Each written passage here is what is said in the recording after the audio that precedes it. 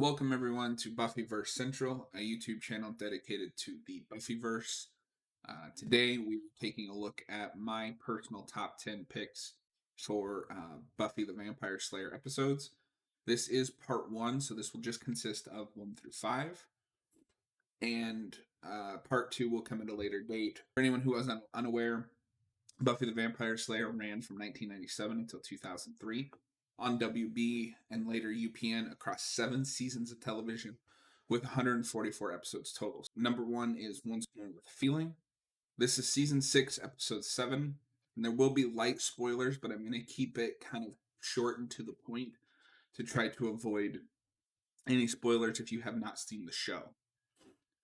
This episode is one that is on a lot of people's top 10 list. I assume everyone I've talked to loves it.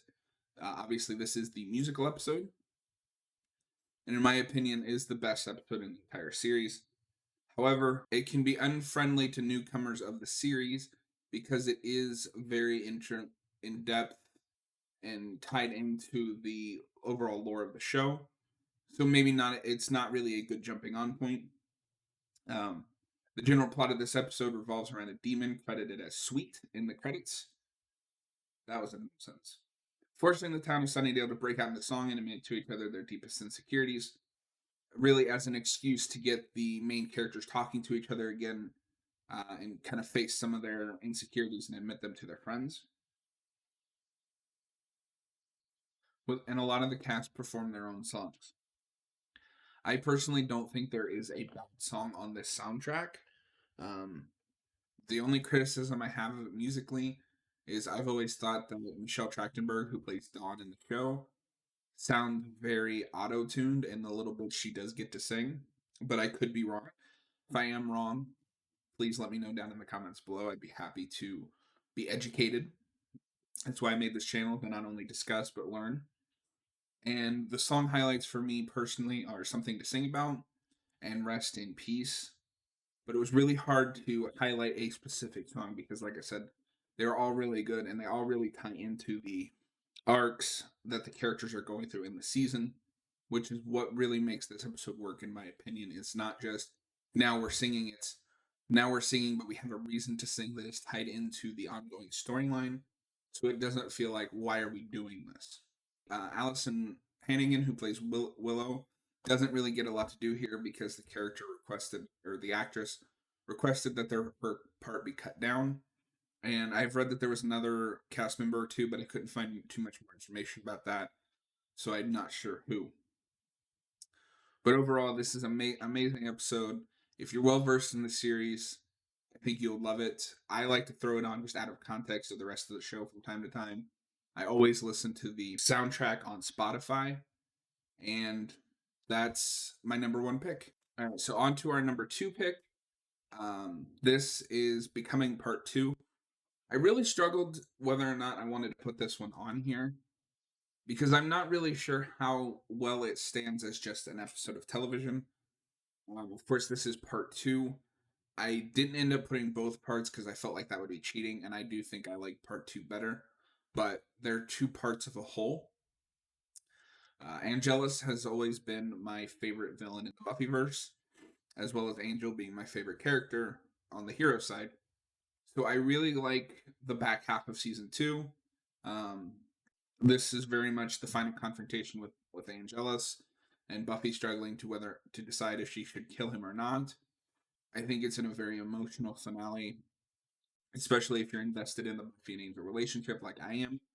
And I think it has some of Sarah Michelle Gellar's finest acting in the show. Although it'd be really hard to pick a top 10 performances because I think she's consistently great even when the show's not in some of its later episodes. As well as has a wonderful performance from David Boreanaz as Angelus and Angel. That final moment with Buffy after the big fight with Angelus happens is one of the most heartbreaking moments in TV, in my opinion. And I love this is the look for Buffy that I love. First 3 seasons, where it's got this kind of gothic architecture with Angelus's hideout, and the whole show is a little bit darker, a little bit cheaper looking. I like that stuff. It reminds me of the horror stuff that I grew up loving, and I miss that in later seasons. This, of course, also deals with her personal life and her school life and home life. And I've always said that Buffy is inspired by comic book heroes like Spider-Man, because that is classic Spider-Man dealing with school and his relationships. In this episode, both parts really, but especially in this episode, kind of strip Buffy away down to the bare minimum to show that she is what makes her a good Slayer. She doesn't need those. She doesn't need a bunch of special things to make her special. She's already special. And I really like the message of that. And I love the coming of age story here. Obviously, all of Buffy is a coming of age story, but I feel like this was a key moment in her story and her coming of age. So overall, this does have my number 2 pick, but I could see a different episode taking this on a next watch through. I would also just like to note really quick as well, because I forgot to mention it with my first pick. My first 2 picks were written and directed by Joss Whedon, and there is a thing with the Buffyverse. A lot of his episodes tend to be the best ones. Um, so there is I think a couple of more on here, written and directed by him, and I will try to give credits to those after I talk about the episode a little bit. Moving on to my third pick. This is Bad Girls. This is the season 3 uh, turning point. This is season 3, episode 14. For any of you who don't know, season 3 is often considered the best season, and in my personal opinion, it is the best season. I think it really manages to mix the more standalone quote filler episodes with the main story and integrate those more so it's not as off-putting as it was in say season 2 or especially in season 1 where it would just kill its own momentum by having to do a one-off episode to fit the network's episode order like we had back in the 90s. Bad Girls feels like what everything in season 3 has been building to. We've been setting up, the Faith, who is another vampire slayer, is kind of more on the wild side. She's reckless. She really loves what she does, but she doesn't want to but she doesn't feel any responsibility as the Slayer. She just thinks it's a game. This sets up Wesley, who will become a major player in the Buffyverse. A lot of this rides on the performances of not only Sarah Michelle Gellar, but of course Eliza Dushku, who plays Faith, and they are very much opposite sides of the coin. And the two of them have wonderful chemistry together.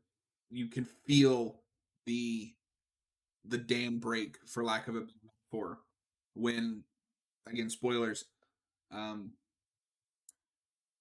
Faith kills a human and you can tell, oh, this is going somewhere dark. Nothing is going to be the same as it was before this. And I really appreciate that the show was willing to go to those places and have actual consequences for characters' action. Because we have seen in too many shows where there are consequences, in my opinion, for a character doing something that they shouldn't be doing. The thing I thought was interesting about this was it was written by Douglas Petrie.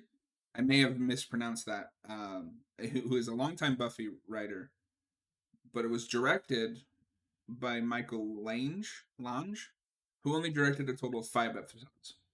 I am not an expert in directing. I don't know the first thing about like camera movement, placement, and all that stuff. But this episode looks as good as any of the others to me. And again, this is still in the early seasons of the show where it had a more gothic look to it. And really, I think it is the last season to really have that for the whole season. So it's always a treat going back to these older episodes. And the fight scenes in this season are some of the best as well. There's a lot of more brutal, raw action fighting. Overall, this was a much needed kick in the season's arc. I guess I shouldn't say much needed, but it was a very welcome like twist in the arc because it seemed like one person's going to be the big bad, but then you realize, oh, it's not just going to be one person. It's you've got this other thing going on with Faith, who kind of compares directly to Buffy, They kind of compare and contrast them, and it's very interesting. But I don't want to go into too much depth because I want you to go watch it if you haven't seen it. Our number 4 pick is Hush. I kind of contemplated switching this one with Girls because I really do like this episode. However, the things that hurt this episode for me bigger deals than stuff that might hurt Bad Girls. So this takes the number 4 spot. This is the 10th episode of season 4. And this is the third episode on this list to be written and directed by Joss Whedon, reportedly because he was tired of getting praise for his dialogue. I cannot 100% confirm that. If anyone can, let me know in the comments below. This is, I think, one of the scariest, if not the scariest, episodes in the Buffyverse. And I'm a big fan of horror movies, monsters, games, everything. It's part of what drew me to the show in the first place. So it's nice that they kind of embrace that horror route, even after, in my opinion, the show takes a less gothic look to it and focuses more on the superhero side of Buffy and in the college season, which is season 4. The Gentlemen are some of the creepiest things I've ever seen on TV. Their plot is horrifying, and I love the idea of an episode with absolutely no dialogue in it for the most part. It's really interesting. But they also managed to do what I think is one of the strongest aspects of the Buffyverse. Combine the horror of that, of losing your voice and these monsters chasing people down for their plan, which is revealed they're looking for human hearts.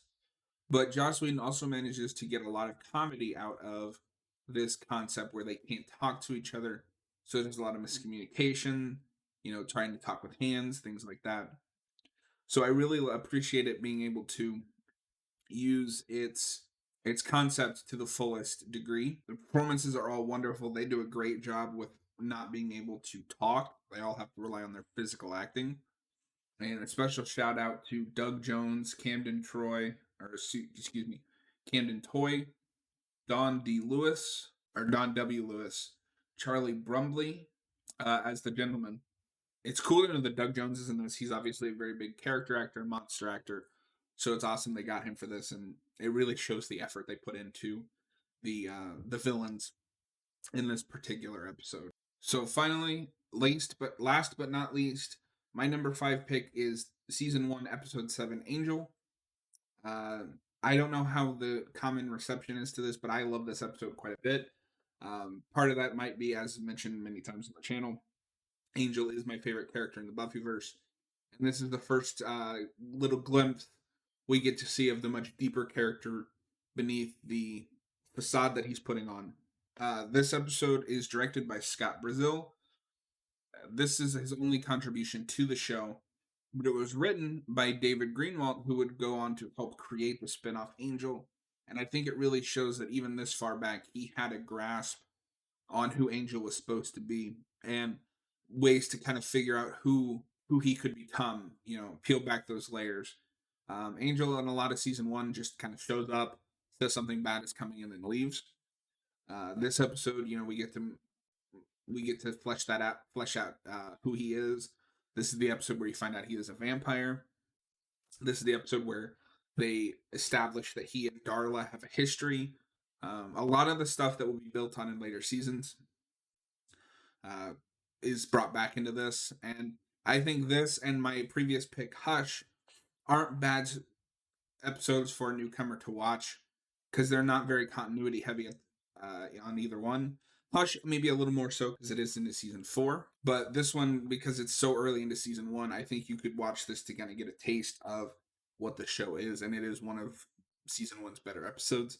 Season 1 overall is very hit and miss, with a lot of the one and dones being, in my opinion, very poorly done, with a few exceptions like the Hanging episode. I think that one's really funny, personally. A lot of the action is pretty well shot for the budget that they had, especially for season 1. That is my first 5 picks, or my first 5 episodes in my top 10 list. Part 2 will be coming out here soon in the future. I'm working on a couple of different things that I want to get uploaded. So I appreciate you guys watching. And if you liked this video, please feel free to hit that subscribe button. It helps the channel out a lot. And I will talk to you guys on the next video.